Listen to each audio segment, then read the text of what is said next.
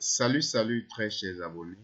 C'est toujours un plaisir pour moi de nous retrouver afin que nous puissions parler des facilités liées au logiciel Sage qui vous permettraient de bien gérer votre activité afin d'avoir une visibilité, une fiabilité des résultats et également de pouvoir gagner en temps, de pouvoir obtenir un gain de temps maximal. Alors, sans plus tarder, le but de ce tutoriel porte simplement sur la présentation des nouveautés Sage 100C. C'est pour connecter. Alors, sans plus tarder, nous allons immédiatement vous présenter quelques. La liste n'est pas exhaustive, mais nous allons vous présenter quelques nouveautés qui, j'ose croire, me semblent très intéressantes. Alors, nous allons ouvrir notre fichier commercial. Voilà, voici mon fichier commercial. Je travaille ici avec le fichier par défaut qui vient avec le logiciel, le fichier Bijou, la société Bijou. Donc, c'est avec ce fichier-là que je travaille.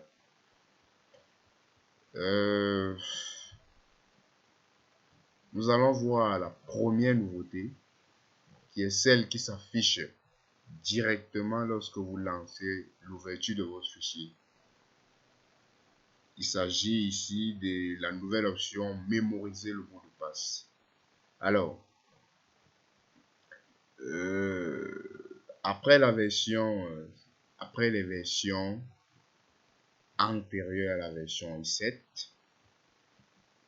qui sont les versions 2015, 16, toutes ces versions-là, c'est déjà mis sur pied la version i7, qui est une version qui se rapproche un peu plus de la version 100C. Alors, cette version est un peu similaire, mais il y a néanmoins un certain décalage. C'est-à-dire que la version 100C contient certaines fonctionnalités qu'il n'y a pas dans la version i7. Par exemple, l'option mémoriser le mot de passe, nous n'avons pas dans la version i7. Donc ici, vous pouvez mettre votre mot de passe et demander à la machine de mémoriser pour qu'à chaque fois, le logiciel ne vous demande plus d'inscrire votre mot de passe. Alors, comme nous sommes dans un espace public et que, parce que c'est généralement plus entreprise et que chaque utilisateur devrait garder son mot de passe pour lui-même, on va donc cliquer, on va donc mettre notre mot de passe et immédiatement cliquer sur OK. Nous savons que le mot de passe du fichier Bijou, c'est rien. Vous cliquez simplement sur OK. Voilà, notre société qui est ouverte, la session commerciale. Alors, la deuxième nouveauté, c'est que immédiatement en bas à l'extrémité gauche ou à l'extrémité plutôt droite s'il vous plaît, vous avez là administrateur. Là, il s'agit de l'utilisateur connecté. Il s'agit de l'administrateur. Donc, si vous avez plusieurs utilisateurs, la personne connectée, lorsqu'il ouvre son poste ou son fichier ou sa société, il est connecté à ce niveau. Il peut voir l'utilisateur connecté à ce niveau-ci, comme vous voyez le curseur. Alors, l'une des nouveautés également de cette version,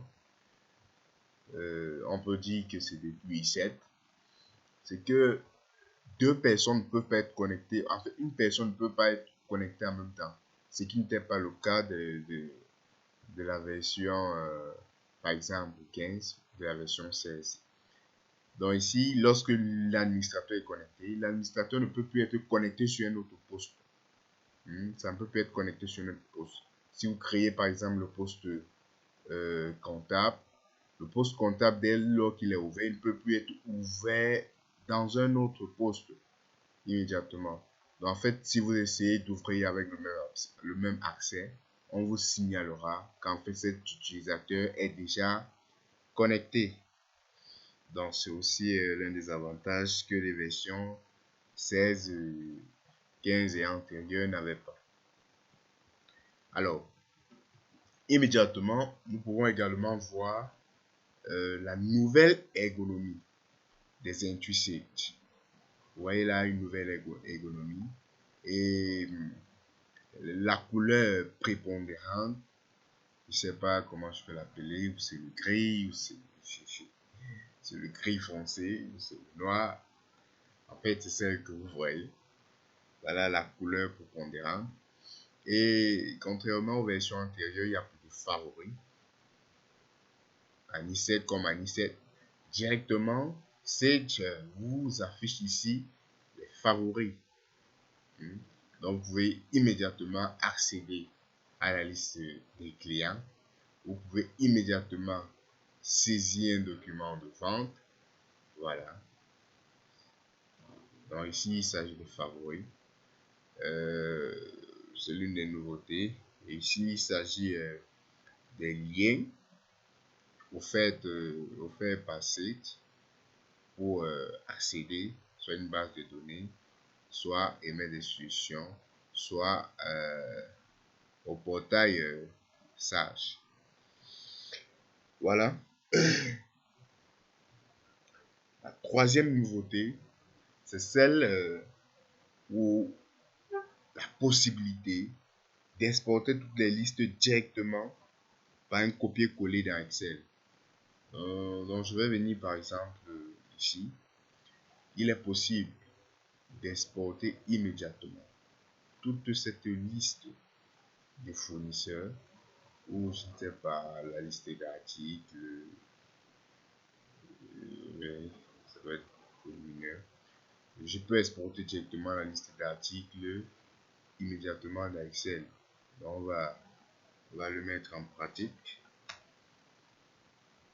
Nous allons exporter toutes ces listes ici dans Excel. Voilà. Par un copier-coller. Nous allons l'exporter par un copier-coller. Voilà. Voilà. Nous venons de l'exporter. Nous venons d'exporter la liste d'articles. Et à partir d'ici, nous pouvons effectuer le travail, je ne sais pas, que nous avons à faire. Je sais pas. En fait, le but c'est que chaque utilisateur c'est de voir la capacité d'essayer de résoudre certaines difficultés qu'il éprouve peut-être au quotidien. Voilà le but. Alors, donc c'est devenu très pratique. Vous pouvez immédiatement copier, coller les éléments, c'est-à-dire que ça j'ai directement une interaction avec Excel. Alors, nous allons revenir dans notre logiciel. La troisième nouveauté, c'est celle de l'intégration dans les documents d'achat des nouveaux types de documents. L'intégration dans les documents d'achat des nouveaux types de documents. Voici nouveaux documents d'achat. Vous avez certainement constaté comme moi que dans cette version-ci, il y a la version demande d'achat. Cette option qui n'est pas disponible dans la version i7, qui est non plus disponible dans les versions antérieures à celle i7. Donc, cette version i7, ici c'est un dossier qui avait déjà été préconçu, bien monté par la maison Sage. Alors ici, vous pouvez enregistrer vos demandes d'achat au fur et à mesure. Et l'avantage des documents d'achat ou des demandes d'achat, c'est qu'ils n'impactent pas les mouvements de stock, c'est qu'ils n'impactent pas le stock de l'entreprise. C'est-à-dire que ce soit aux quantités disponibles ou aux quantités préparées, ça n'impacte pas. Donc, lorsque vous avez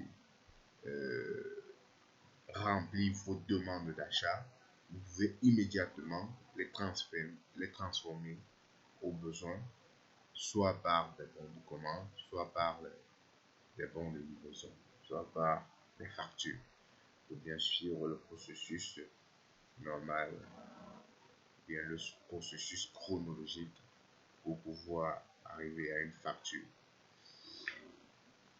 Voilà. Donc, comme je l'ai dit, l'avantage de cette option, c'est qu'il n'a aucun impact sur le mouvement de stock. La seconde, l'autre nouveauté, porte sur l'automatisation des sous-totaux. Donc, je vais donc venir, je vais vous montrer comment insérer un sous-total. Nous allons par exemple prendre un document d'achat. Donc, j'ai dit ici l'automatisation des sous-totaux. Donc, avec la version i7, on peut mettre des sous-totaux, mais ça ne s'actualise pas automatiquement. C'est-à-dire que si je mets un sous-total et que juste après, il m'arrive de modifier la facture, je serai obligé de supprimer le sous-total et de créer de nouveau le sous-total pour que ça réactualise les quantités et les montants. Donc, sans plus tarder, nous allons prendre l'exemple. Nous allons prendre une facture. Nous allons ouvrir une facture. Ouvrons la dernière si elle est montée, voilà. Non. Ouvrons notre facture. Voilà. On va ouvrir celle-ci. Voilà. On va essayer d'établir un décalage.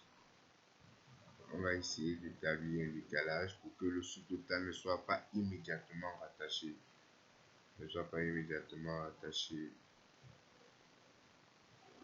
Justement cette ligne-là. Voilà. Pour que le sous-total ne soit pas immédiatement rattaché. Voilà. Donc, je vais d'abord vous montrer comment créer un sous-total. Vous venez sur Action, sur la petite flèche, vous cliquez dessus. Insérer un sous-total. Ouais. Le sous-total s'insère automatiquement. Ici, j'ai d'abord créé un espace après la dernière ligne pour pouvoir aérer mon document. Donc, je peux venir là. En attendant, je suis présent. Sous-total, ici on a les quantités 7, les quantités colisées 7 et le montant 4692,29 francs. Il peut arriver que je modifie certaines quantités, ce qui aura pour conséquence de modifier le sous-total. Donc je viens là, je mets peut-être 10. Voilà, automatiquement on quitte de 7 à 16. Voilà, et le montant s'enregistre automatiquement. Donc ça ne dérange pas, hein. Je peux encore insérer un nouvel article qui viendrait en dessous du sous-total. Donc là, on va créer un nouvel article, n'importe quoi. Ouais, lingot d'or. Voilà. On valide. Apparemment, il n'y a pas de stock. Quantité disponible. 1. OK. Numéro de lot. On va lancer ici.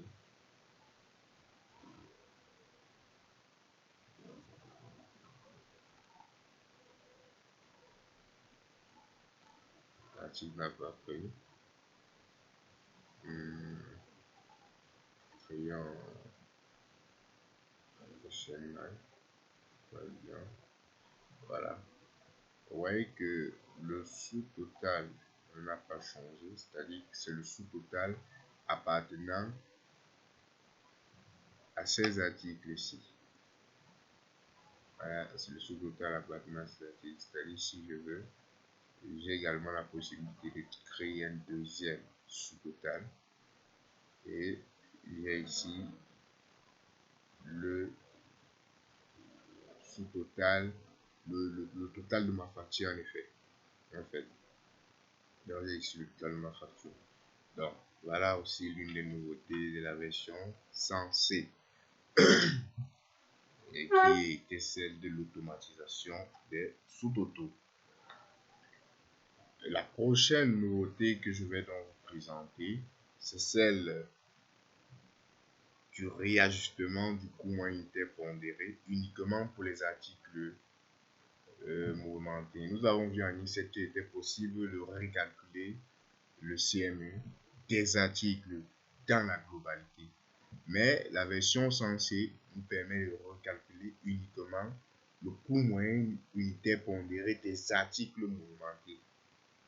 Pour ceux qui ont à travailler avec le logiciel Sage, vous savez comme moi que de temps à autre, il y a des, des, des, des changements du coût moyen unitaire pondéré. C'est-à-dire vous pouvez insérer un article avec le coût moyen unitaire pondéré j'ai dit n'importe quoi, de 50 francs.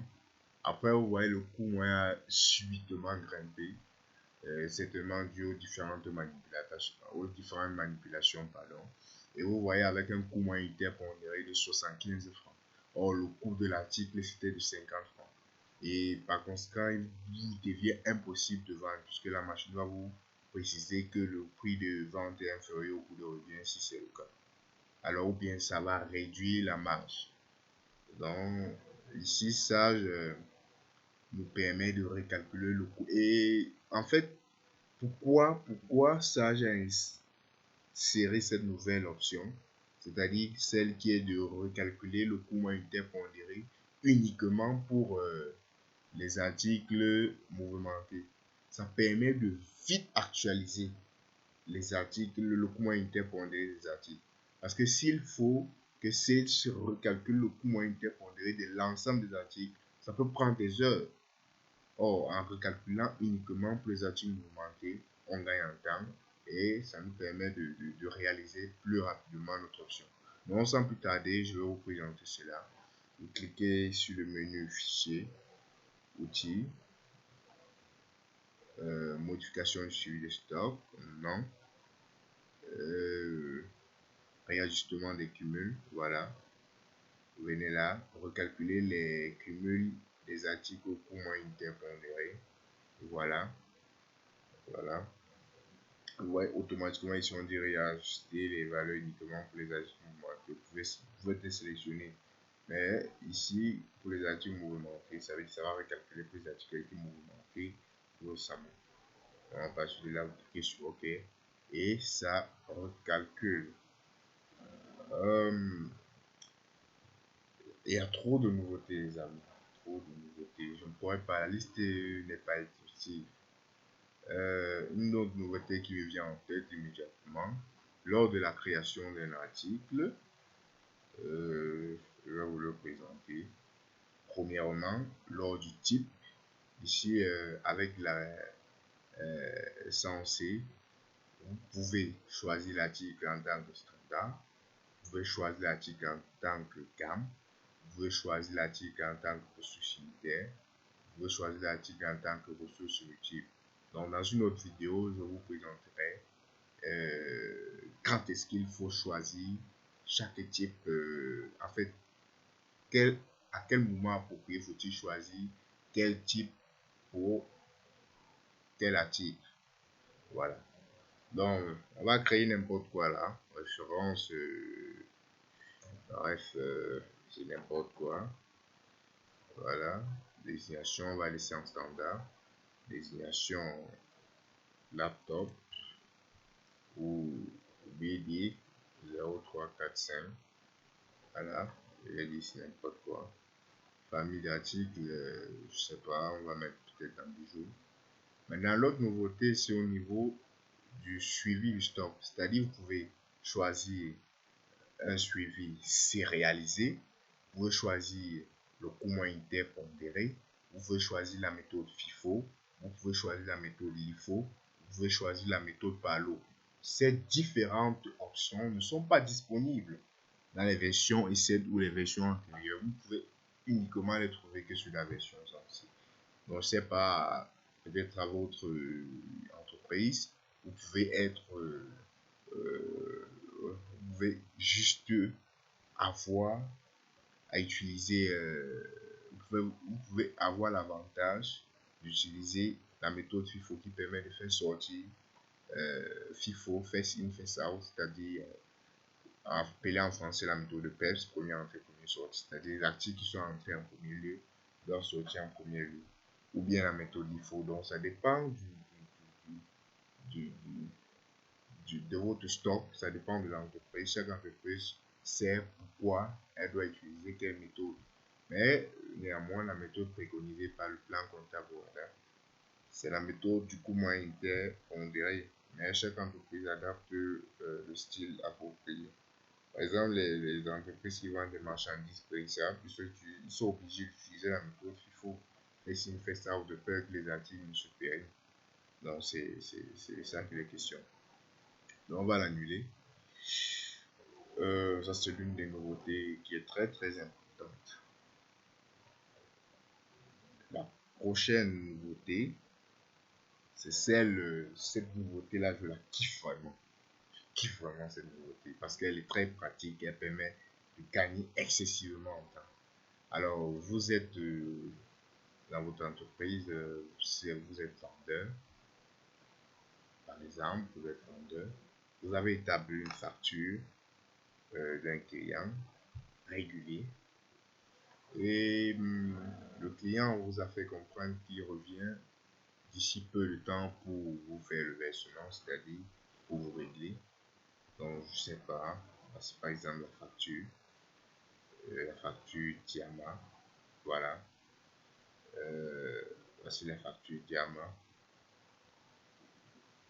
Je vais d'abord la modifier pour qu'on soit sur une même longueur d'onde. Alors, disons, je la modifie et puis on va l'expliquer après. Mettons-la comme ça. Voilà. Est-ce que le stock va nous permettre, numéro de série livré, peut-être un. Le numéro de série n'existe pas. Enfin, je ne peux pas contacter ces séries. Bon, on va créer notre propre document.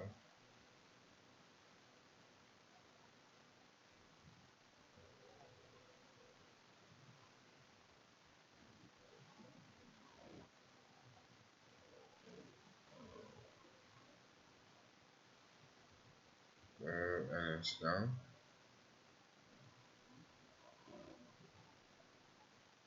Il manque un numéro de série de la série.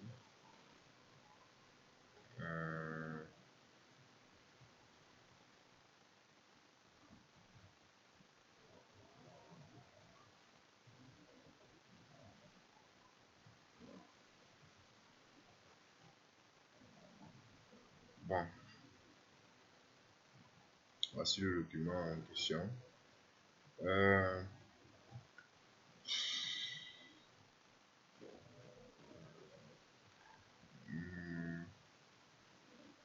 Voilà. Je vous invite à vous abonner, à liker, à partager pour encourager. N'oubliez pas de vous abonner et surtout pour m'encourager, laissez des commentaires, des nouveaux tutoriels que vous aimeriez qu'on fasse pour vous aider à mieux appréhender, à mieux connaître, à mieux maîtriser le logiciel. Voilà. Je prends par exemple la facture du client Diamant Vert. Le client Diamant Vert a commandé les chaînes Forza Or et montre femme Concerto pour un total à payer de 1215 francs. La facture est au comptant, c'est-à-dire qu'en principe, ils doivent valoriser la facture pour qu'elle entre dans la caisse. Voilà. Mais la valorisation, lorsque vous utilisez un logiciel de saisie de caisse, elle doit être valorisée plutôt en saisie de caisse et non en escompte. Alors, revenons sur nos montants. Lorsque le client Diamant Vert a peut-être demandé qu'on lui facture certains articles, il a envoyé je ne sais pas qui son son fils, il a envoyé une personne, il a commissionné une personne de venir prendre la marchandise, soit disant qu'il devait venir après pour régler. Et puis, en fin de soirée, lorsque vous êtes en train d'arrêter la caisse, vous constatez que depuis lors, il ne s'est pas présenté. Vous êtes donc dans l'impossibilité, c'est-à-dire voici une facture qui a été enregistrée au comptant, mais le client n'a pas réglé. Alors, vous êtes donc dans l'obligation de transformer la facture au comptant en facture à crédit. Vous devez transformer la facture au comptant en facture à crédit. Vérifions les stocks. Ok, 33. Ici, on a 4. Bon, on va diminuer. Le stock était là. Ok, c'est bon. Alors, qu'est-ce que je dois donc faire? Je dois transformer cette facture qui est au comptant en facture à crédit. Je viens sur le menu édition, dupliquer le document. Alors, je viens sur dupliquer le document. Je transforme cette facture au comptant en facture à crédit. Mais l'impact qu'il y aura ici, c'est quoi? Ça ne doit pas transformer la facture qui est au comptant à crédit.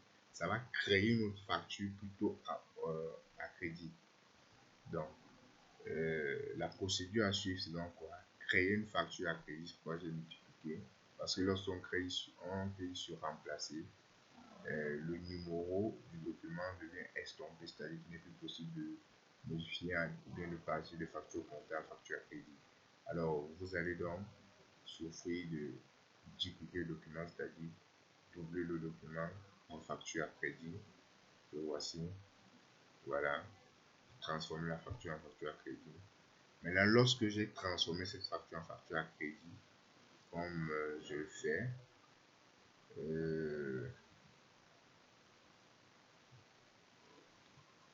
fais, voilà, voici la facture à crédit, voilà les deux articles. Je reviens et je supprime la facture qui était au comptant. Voilà, vous voyez la souche qui est au comptant. Je supprime celle-ci. Et hop, le tout est joué. La facture qui était à crédit est maintenant, la facture était au comptant maintenant à crédit. Alors, l'une des choses que nous souhaitons encore que Sage puisse aider les utilisateurs de son logiciel, c'est de donner la possibilité de transformer immédiatement. En fait, il faudrait que cela soit pratique, c'est-à-dire que on veut transformer, on veut dupliquer, on remplace immédiatement, c'est-à-dire sans plus dupliquer le document en facture au comptant peut-être, je ne sais pas, selon les différentes sources de l'entreprise en fonction de ses activités. Alors, c'est un peu de ça qu'il est question pour transformer. Alors ça, c'est l'une des fonctionnalités que je kiffe.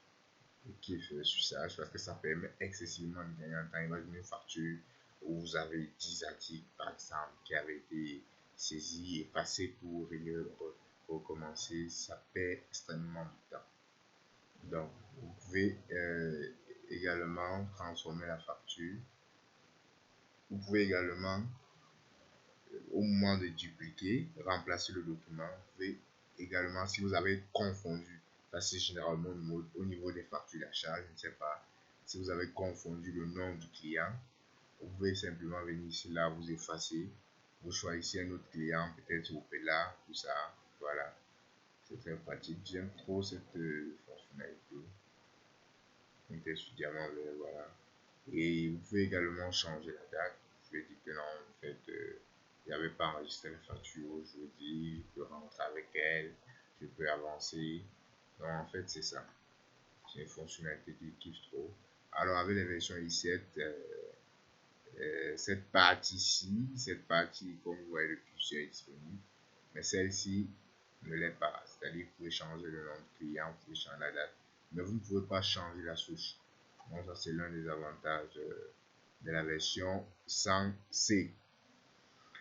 Alors, nous allons clôturer avec la dernière nouveauté. La liste n'est pas exhaustive. Nous avons dit sans série, c'est qui correspond à connecter.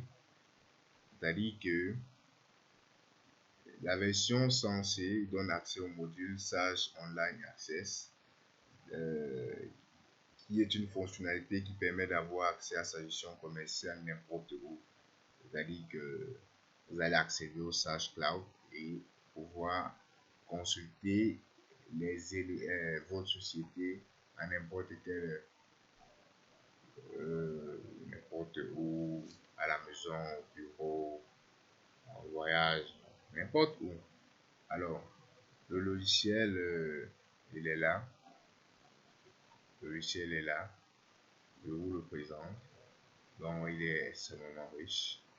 Il est composé de toute la gamme pour les versions entreprise plus, parce que c'est pas plus trop personnel, c'est plus pour version entreprise. Mais vous pouvez aussi également vous en procurer pour travailler et maîtriser le logiciel. Alors, vous avez ici les éditions pilotées et les éditions simples. Donc là, on a comptabilité. Ici, on a comptabilité cette édition pilotée. On a ici entreprise subcomptable et financière. Entreprise subcomptable et financière, édition pilotée. Sage censé, étendu subcomptable et financier. Sage censé, gestion commerciale.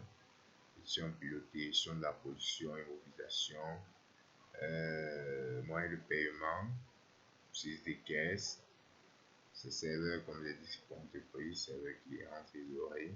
Également pour la gestion dans les bâtiments, état comptable fiscaux et paie et ressources humaines. Alors voilà le logiciel ainsi présenté. Tous ceux qui sont intéressés, bien vouloir me contacter pour bénéficier du vôtre. Le coût n'est pas élevé, je vous le laisse au prix de rien. Et comme vous le voyez, le logiciel pèse 5,24 Go. Donc, en fait, contactez-moi et on en verra. Merci de m'avoir suivi. Et désolé, je suis un peu très fatigué. La journée n'a pas été facile, c'est le soir. C'est pourquoi j'ai dit qu'il fallait pas que je dorme sans faire cette vidéo. Je vous invite à liker, à vous abonner, à partager, à me laisser un commentaire pour m'encourager. Merci. Ciao, ciao, ciao.